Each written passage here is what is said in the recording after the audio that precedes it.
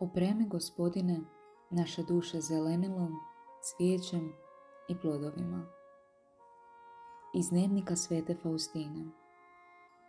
O presveto trojstvo, Bože vječni, zahvaljujem ti što si mi dalo spoznati veličinu i različite stupnjeve slave koja dijeli duše. O kako je velika razlika između samo jednoga stupnja dublje spoznaje Boga. O kada bi duše to znale. Bože moj, samo da bih mogla postići jedan viši stupanj, rado bih podnosila sve muke koje su trpjeli svi mučenici zajedno. Doista, sve mi se te muke čine neznatnima u usporedbi sa slavom koja nas čeka kroz svu vječnost.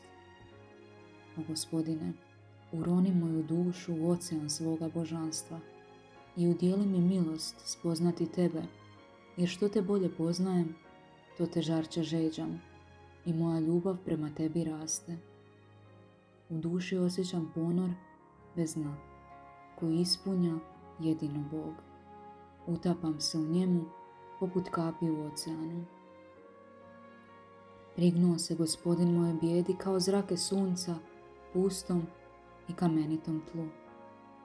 Obasjana njegovim zrakama, moja se duša zaodjenula zelenilom, cvijećem i plodovima i postala prelijep vrt za njegov počinak. Isuse moj, usprkos tvojim milostima, ipak osjećam i vidim svu svoju bijedu. Dan mi počinje u borbi i u borbi završava.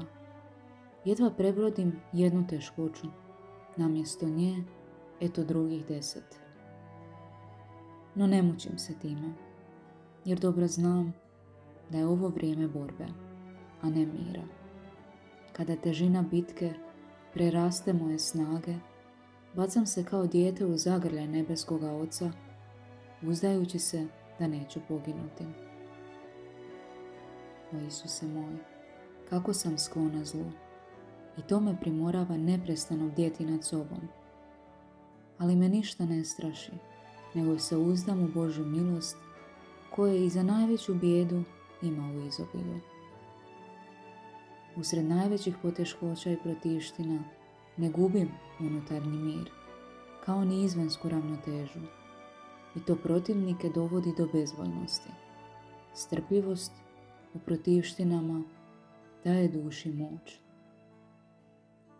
Već od jutra, kada se probudih na zvuk zvona, obuzela me neka pospanost, nisam mogla doći k sebi. Skočila sam po hladnu vodu i nakon 2 minute pospanost me napustila. Došavši na razmatranje, bezbroj nedorečenih misli vrtilo mi se po glavi i svo vrijeme razmatranja provela sam u borbi. Isto se dogodilo i za vrijeme molitve, no kad je započela sveta misa, mom je dušom zavladao neobičan mir i radost. Tada sam ugledala presvetu djevicu s djetešcem Isusom i svetog djedicu, koji je stao iza Majke Božje. Presveta majka mi je rekla: Evo ti najdragocjenije blago. I dala mi je dijete Isusa. Kada sam primila djetešće Isusa na ruke, Majka Božja i sveti Josip su iščeznuli, ostala sam sama s djetetom Isusom. Rekla sam mu: ja znam da si ti Gospodin i stvoritelj moj, iako si tako malen. Isus je ispružio svoje ručice i pogledao me s osmjehom. Moj duh bio ispunjen radošću koja se ne da ni sa čim usporediti. I iznenada je Isus iščezao, a bilo je vrijeme svete pričesti. Odmah sam zajedno s ostalim sestrama pristupila svetoj pričesti pune duše. Nakon svete pričesti, u duši sam čula ove riječi: u tvome sam srcu isti onaj kojega si držala na rukama.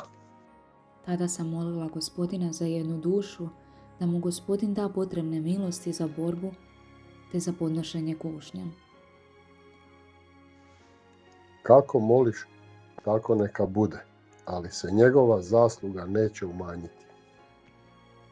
Radost je zavladala mojom dušom što je Bog tako dobar i milosrdan. Bog daje sve što ga s pouzdanjem molimo.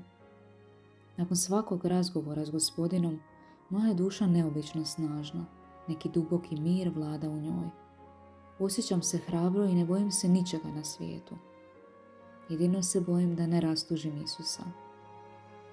O Isuse moj, molim te, po dobroti tvoga preslatkog srca, neka se utiša tvoj gnjev, a pokaži nam svoje milosrđe. Neka nam tvoje rane budu zaštita pred pravednošću Oca tvoga. Upoznala sam te, o Bože, kao izvor milosrđa, koje oživljava i hrani svaku dušu.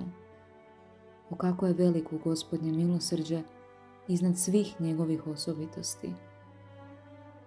Milosrđe je najveća Božja svojina. Sve što me okružuje govori o tome.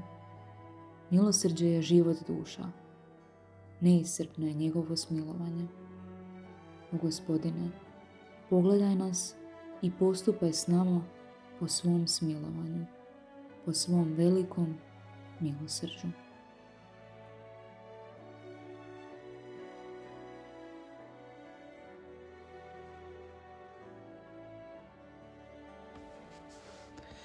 Naša zajednička molitva.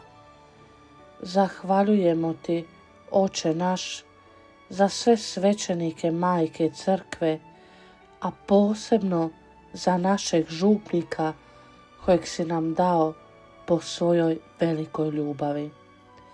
Njegov trud i zalaganje za nas veliko je i poticajno.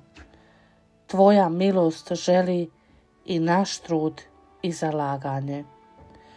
Odricanje od svake sebičnosti i želje za ugodom naš je trajni zadatak i tako osvajati duše za tebe koji jesi. Ipak, svi smo mi djeca vjere, a ona je tvoj dar. Utvrdi nas u spoznaji da se sve naše životne situacije rješavaju vjerom i pouzdanjem u tebe, svemoćni, milosrdni Bože. Tvoja smo željena baština. Molimo te, upotrijebi nas za svoju slavu. Prepuštamo se danas svjesno i odlučno tvojoj ljubavi i tvome vodstvu. Računajući na pomoć naše presvete, žalosne Majke Marije, na zagovor naših svetaca kojima se molimo i pomoć naših anđela čuvara. Amen. Sveta Faustino, moli za nas.